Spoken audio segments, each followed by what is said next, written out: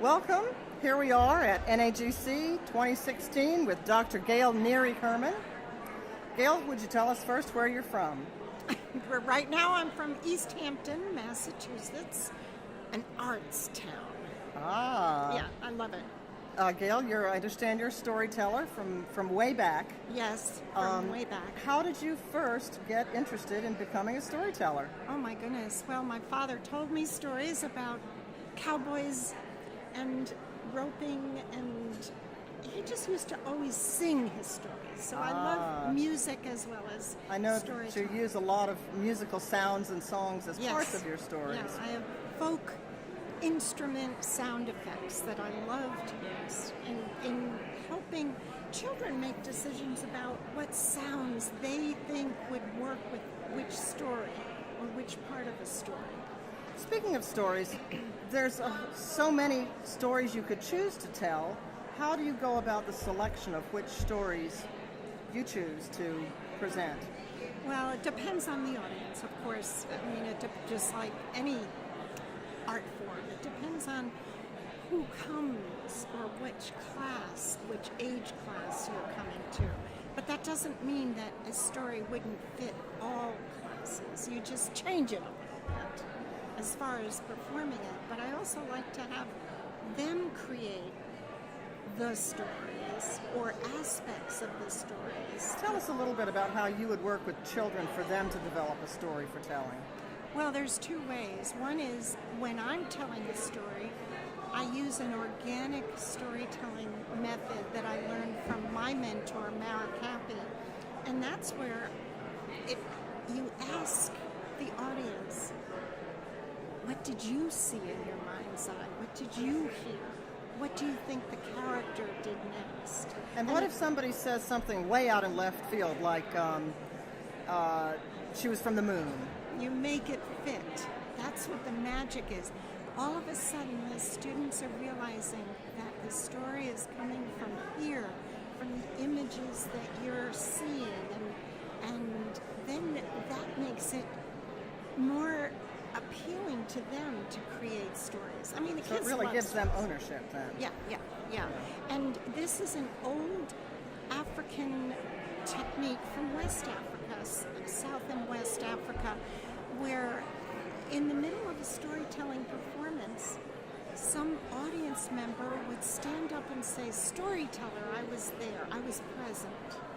And then the storyteller would just step aside for a minute, and the audience member would tell the next part of that probably very well-known story, but they would add their own embellishments. Their own little color to it. But it doesn't have to be the same. It might surprise a storyteller, as often the kids do, because they don't know all the stories that I'm telling.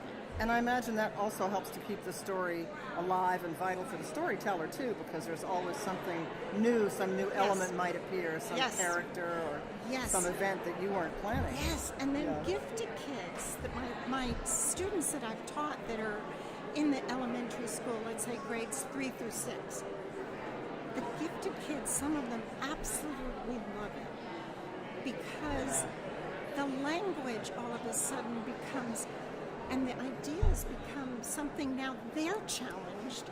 How am I going to fit that into this plot line? Because the idea is to get back to the original plot line, but use whatever idea it is that, if somebody says, you say, what did Anansi see in a West African story? And one of the children says, there was an elephant up in the tree. Then you have to figure out as a how the elephant got there and what impact it has on the story. It has a bit of fantasy and magic, of course. Sounds great. Yeah, but somehow students with talent in a particular area like language or just imagination, they love this. I've been to several sessions here at NAGC that talk about using the arts in the classroom, integrating the arts. How would storytelling fit in as an arts integration technique? Well, that's what I was going to say. The second way that I like to have students create stories is to, and I know this is like, some people don't like to do this, but there are folktale structures that are so different than beginning 3 episodes, and the end. There are many different folktale structures. So once the kids hear enough stories, and you point out or ask them to see how the structure is going, like a circle story begins and ends in the same place, or a wraparound story wraps back to each event, or a good bad story, oppositional is like, oh, that was good, oh, that was bad. So we do it all the time over dinner, So I know we have to go in a minute because you have a performance right around the corner. Yes, we do. And but I wanted to let our viewers know that you do have a wonderful CD here, Stories and Songs of Creative Creatures. Yeah, And you also have a little book called Sylvester and the Grumps with an original story. Yes. And are these children's illustrations or professional No, illustrations? those are a student of mine, but she Okay. wasn't an elementary student. Right. She was a An college adult student. I know you But I work wanted with to adults, say too. that this whole presentation is in honor of Mary Fraser. Oh, how And great. anyone who purchases this, part of the proceeds goes to the That's wonderful. scholarship fund. Fantastic. Which, yeah. we Okay, really- thank you so much.